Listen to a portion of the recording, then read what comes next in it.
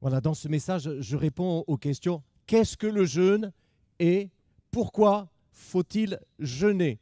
Je répondrai essentiellement avec l'enseignement de Jésus qui a pratiqué le jeûne et qui a enseigné aussi à plusieurs reprises sur ce sujet. Nous verrons qu'il y a de bonnes et de mauvaises manières de jeûner, tout comme il y a d'ailleurs de bonnes et de mauvaises raisons pour jeûner. Cet enseignement de Jésus, on va tout d'abord le découvrir dans l'Évangile selon Matthieu au chapitre 6, à partir du verset 18 du verset 16 jusqu'au verset 18.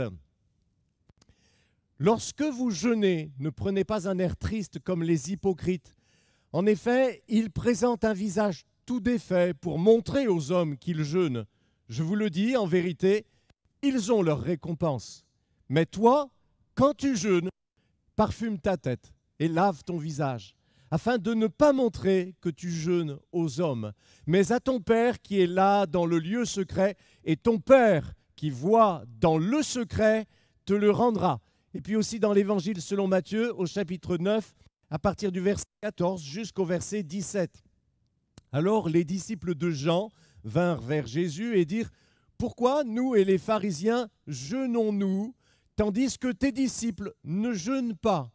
Jésus leur répondit « Les invités à la noce peuvent-ils être tristes tant que le marié est avec eux? Les jours viendront où le marié leur sera enlevé, et alors ils jeûneront. Personne ne coud un morceau de tissu neuf sur un vieil habit, car la pièce ajoutée arrache une partie de l'habit et la déchirure devient pire.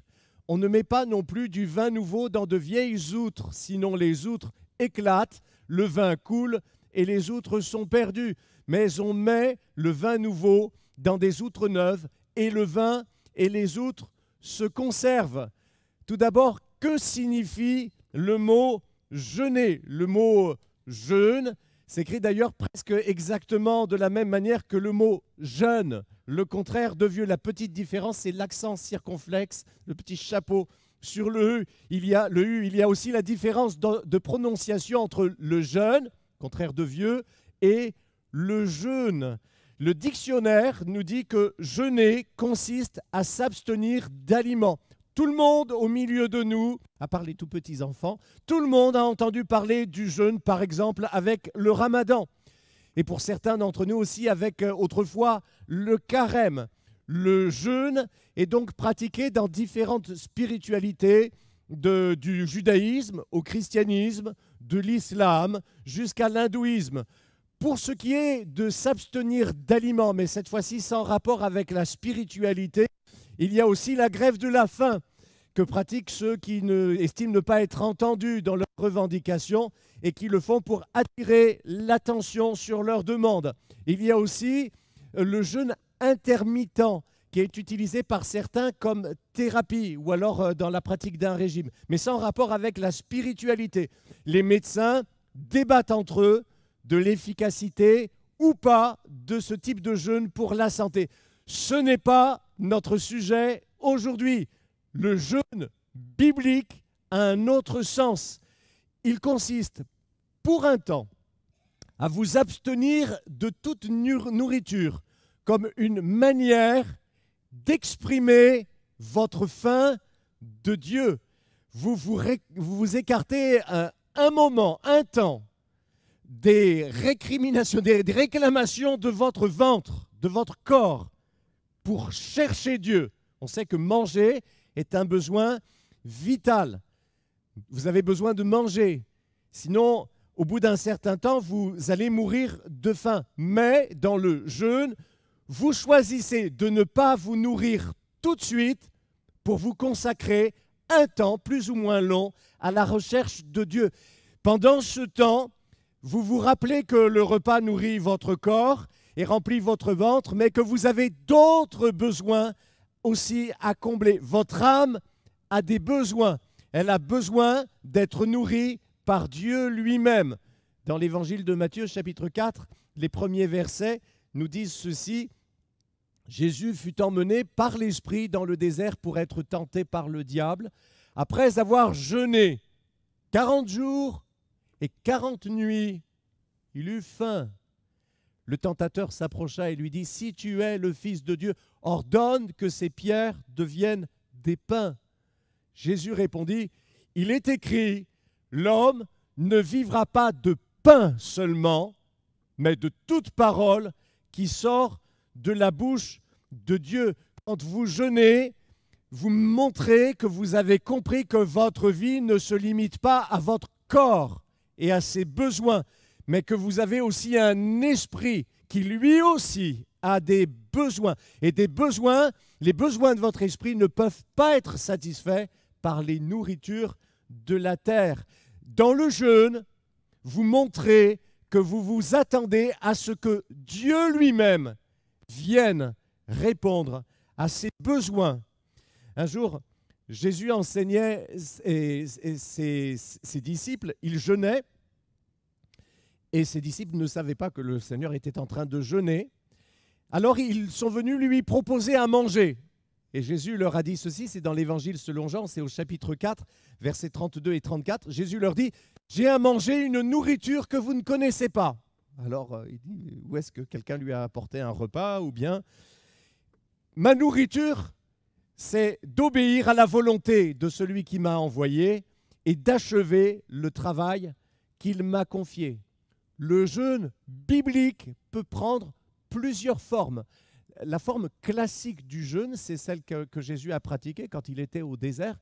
Il s'est abstenu de toute nourriture, mais par contre, il buvait de l'eau. C'est important. C'est la forme classique du jeûne.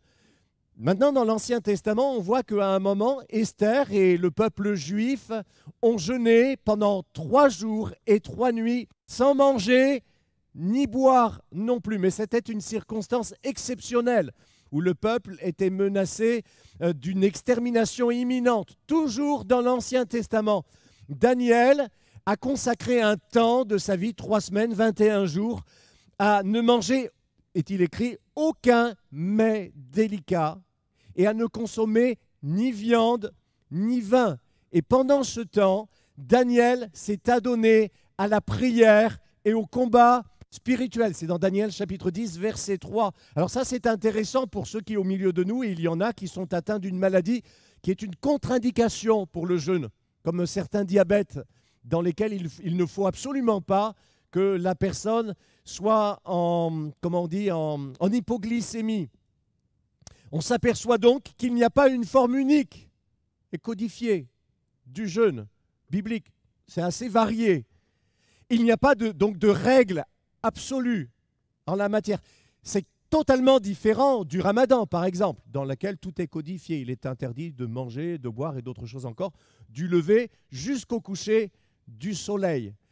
Dans les passages que nous avons lus, Jésus redonne son vrai sens au jeûne. Les Juifs du temps de Jésus pratiquaient beaucoup le jeûne. Chez les pharisiens, il était tendance de jeûner 2 jours par semaine. On sait par les historiens que c'était le lundi et le jeudi. Jésus y fait allusion dans une histoire où il met en scène un pharisien qui se vante « Je jeûne 2 fois par semaine ». Ceux qui suivaient de près l'enseignement de Jean-Baptiste jeûnaient aussi fréquemment. D'ailleurs, Jean-Baptiste lui-même apparaissait comme un ascète. Les gens disaient de lui, mais il jeûne tout le temps.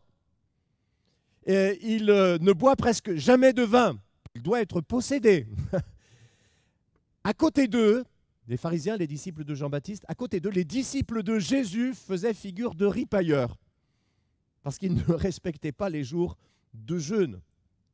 Et je comprends que la différence de pratique ait intrigué les disciples de Jean-Baptiste, ce qui était bien compréhensible, bien normal. Ils sont venus poser la question à Jésus. Ils ont dit, les pharisiens et nous jeûnons souvent, mais tes disciples ne jeûnent pas. Pourquoi ça ? Jésus répond que d'abord, tant qu'il est avec eux sur la terre, il n'est pas question que ses disciples jeûnent. Et il prend pour expliquer ça l'image d'un mariage où évidemment, ce qui est convenable de faire, c'est de manger, de se réjouir, et non pas de rester comme ça dans son coin et de ne pas participer à la fête. Ensuite, il leur dit qu'on ne coupe pas un morceau de tissu neuf sur un vieux vêtement. Sinon, le morceau neuf arrache une partie du vieux vêtement et le trou dans le vieux vêtement devient encore plus grand.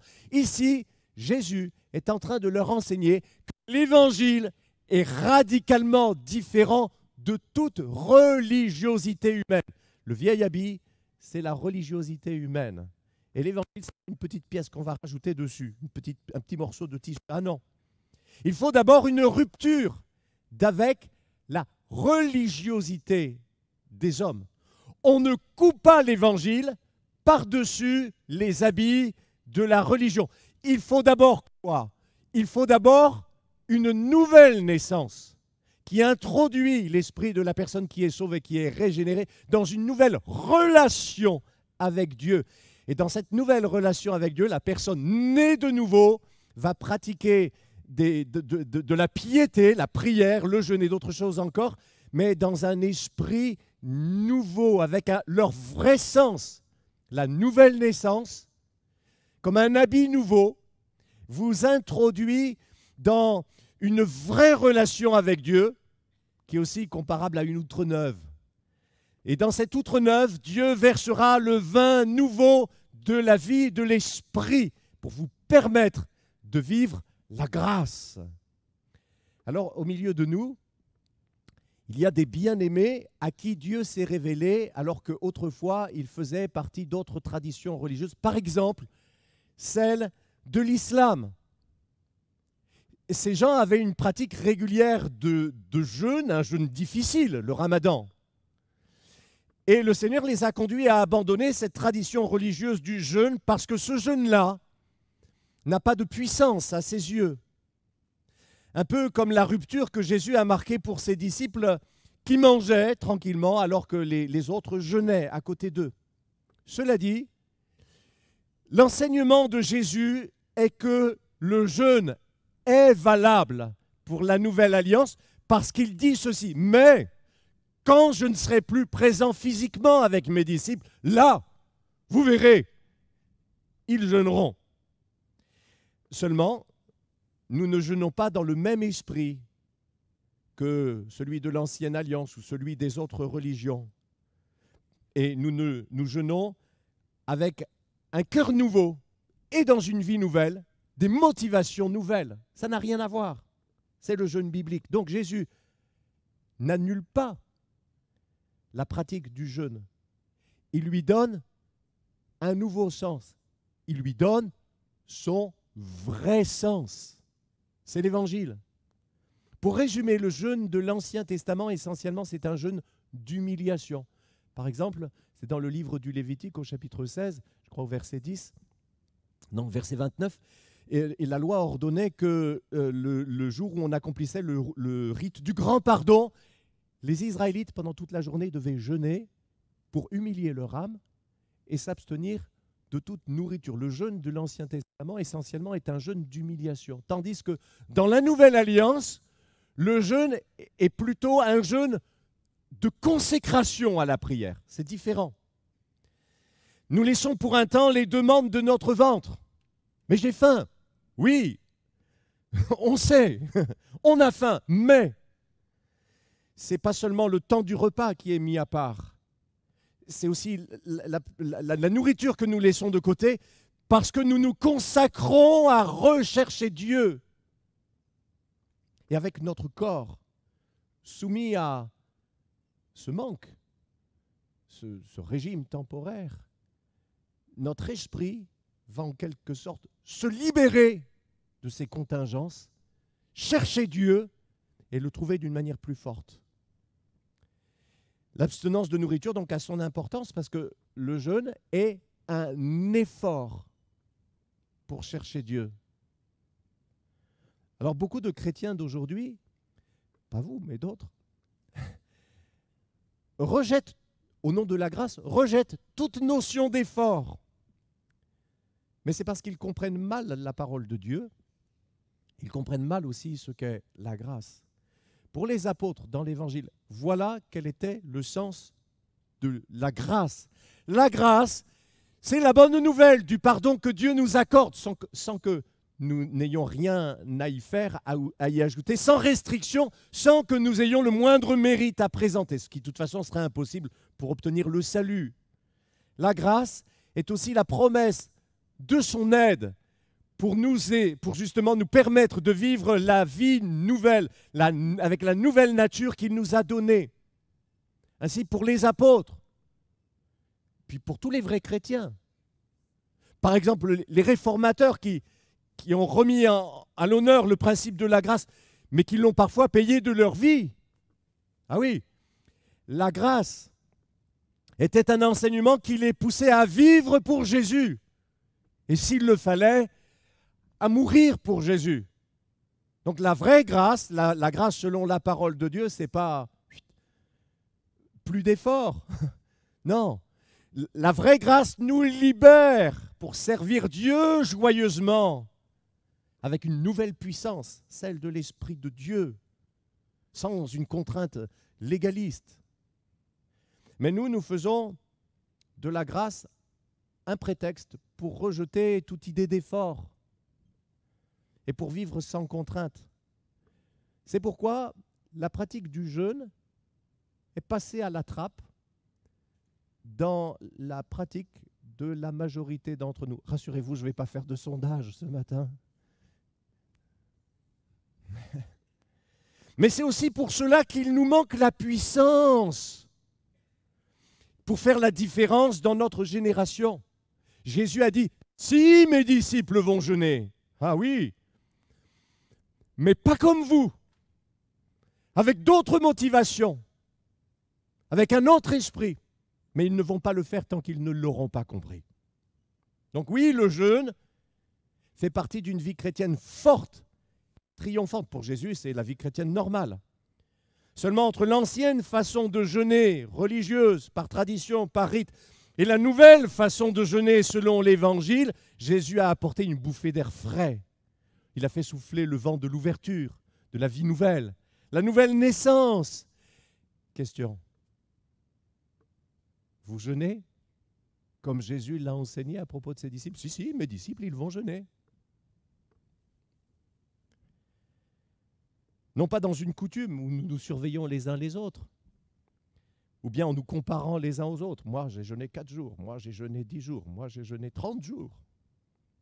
Est-ce que vous jeûnez parce que vous avez compris que Dieu l'attend de vous, parce que vous avez compris que votre âme a des besoins qui ne seront pas nourris avec l'assiette, mais dans sa présence? Le jeûne n'est pas un objectif en soi. Vous savez, au ciel, on ne jeûnera plus. Dans le jeûne, ce qui est important, c'est la mise à part pour Dieu. Le jeûne biblique n'est pas non plus un moyen de purification de nos péchés. On n'obtient pas des points pour annuler nos péchés. Quand nous étions dans des pays musulmans, au Sénégal, au Mali, il y avait cette conception du jeûne, le ramadan, qui permettait la purification des péchés. Pendant que c'était le temps du ramadan, nos voisins, ou parfois les commerçants, me disaient comme ça, mais c'était pour me taquiner, ils me disaient « T'as jeûné ?» Aussi parce qu'ils étaient fiers de leur pratique du jeûne. Eux, ils jeûnaient plus et plus dur que les chrétiens. Alors je leur faisais toujours la même réponse. Je leur disais que je ne jeûnais pas pour que mes péchés soient pardonnés, parce que, je leur disais, le sang de Jésus seul peut nous purifier de tout péché. Par contre, je leur disais, je jeûne librement à certains moments pour me consacrer à la prière et pour chercher Dieu. Ils faisaient « Ah d'accord ». De même, jeûner ne se limite pas à éliminer les toxines du corps. Non, jeûner vous permet de mieux chercher Dieu avec puissance. Il y a la bonne et la mauvaise manière de jeûner. La mauvaise manière de jeûner, c'est de le faire de façon ostentatoire, pour le regard des autres. Jésus dit, lorsque vous jeûnez, ne prenez pas un air triste comme les hypocrites. Il présente un visage tout défait pour montrer aux hommes qu'ils jeûnent. Je vous le dis, ils ont leur récompense. Leur récompense, c'est d'impressionner les autres. C'est leur récompense parce qu'en fait, c'est tout ce qu'ils cherchent. C'est leur seul but. Mais toi, quand tu jeûnes, parfume ta tête, lave ton visage, afin de ne pas montrer que tu jeûnes aux hommes, mais à ton Père qui voit dans le secret. Ton Père qui est avec toi dans le secret te récompensera. Parfois, il y a des personnes qui viennent à l'église comme ça en marchant un petit pas. Vous allez les voir, vous leur dites « ça va bien ?» Alors à l'oreille, ils vous disent « ne le dites à personne, mais ça fait 3 jours que je suis en jeûne. » Jésus parle de se parfumer pour rester discret parce que, voyez-vous, le fait de jeûner fait que le corps dégage une odeur forte et désagréable. Au fait, quand on jeûne aussi, on a mauvaise haleine. Donc en plus de se laver, c'est bien aussi de se brosser les dents avant de parler aux autres. Vous devez être bien au clair dans votre motivation quand vous jeûnez. Vous ne jeûnez pas pour les hommes, ni à cause de la pression qu'ils exerceraient, ou alors simplement pour faire comme eux. Vous ne jeûnez pas pour bien vous faire voir, vous ne jeûnez pas par obligation. Tous les 2e mardis du mois, nous remplaçons l'étude biblique par un temps de jeûne et de prière. Mais vous pouvez venir à cette réunion, même si vous ne vous êtes pas abstenu de 2 repas ou d'1 repas, même si vous n'avez pas jeûné. Vous êtes libre. Peut-être vous avez reçu quelqu'un, c'est l'anniversaire d'un membre de votre famille, que vous faisiez à la maison. Ce jour-là, vous avez accompli un travail de force. Que sais-je encore? Vous êtes libre, totalement libre. Juste, vous pouvez venir avec ceux qui ont jeûné. Juste, vous êtes assez sympa pour pas amener votre kebab et le dévorer d'un bon cœur devant eux avec l'odeur des sauces et tout ça.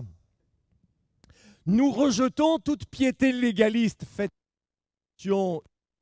rajoutée à la parole de Dieu, comme le jeûne des pharisiens. Allez, 2 fois par semaine, de telle heure à telle heure. Ou le jeûne des religieux légalistes, qu'ils soient d'autres religions. Tiens, en fait, aussi parfois qu'ils se réclament des églises évangéliques. Dans nos milieux, dans nos églises, nous ne devons forcer personne à jeûner. Ni notre conjoint, ni nos enfants. Dites-moi, nos enfants sont au moins dans la situation des disciples de Jésus, dont il disait, tant qu'ils n'en ont pas compris le sens, ils ne vont pas jeûner. Oui ou non? Certains ont mis leur vie en péril par des jeûnes sans sagesse.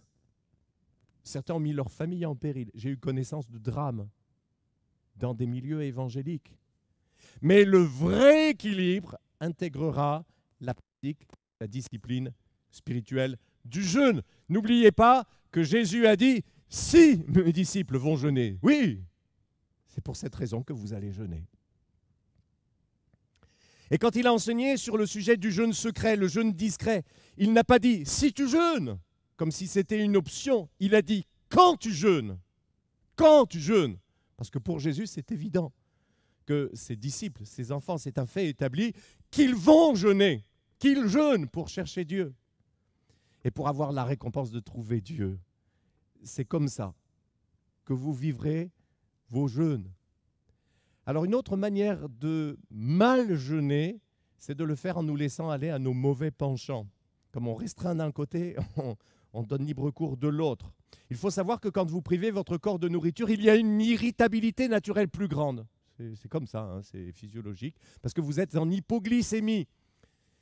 Quand nous vivions en pays musulman, je ne dis pas ça pour jeter l'opprobre, mais c'était gros comme le nez au milieu de la figure. Pendant la période du ramadan, pendant le jeûne, les gens étaient, il faut le dire, plus impatients et plus irritables, en particulier sur la route, et surtout à l'heure de la rupture du jeûne, quelques minutes avant, quand quelques-uns étaient encore sur la route, qu'ils se dépêchaient pour rentrer, pour manger quelque chose. Oula, il fallait faire attention hein, sur la route.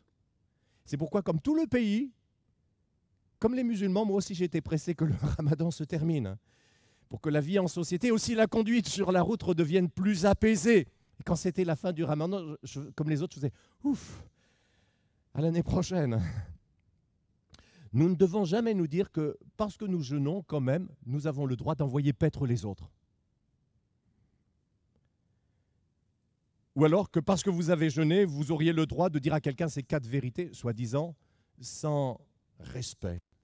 Tiens, dans Ésaïe, chapitre 58, versets 4 et 5, Dieu reproche à Israël, « Vous passez votre jeûne en procès et querelle en tapant des poings, avec méchanceté.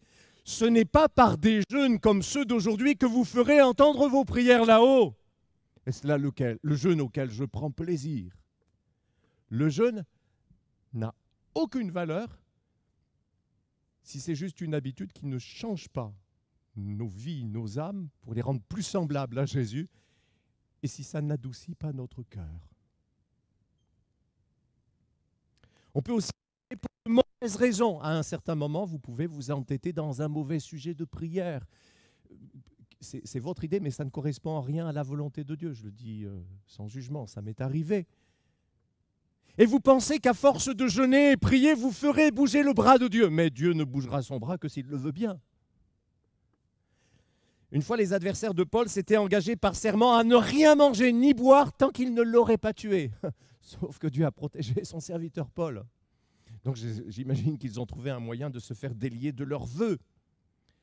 La bonne raison pour jeûner n'est pas de forcer Dieu à faire votre prière, à accomplir votre prière, mais de libérer sa puissance dans votre vie. Dans l'Évangile, selon Marc, au chapitre 6, verset 7, nous lisons ceci, c'est que Jésus a envoyé ses 12 disciples avec l'autorité sur les esprits impurs. 3 chapitres plus loin, chapitre 9, verset 18, il tombe sur un os.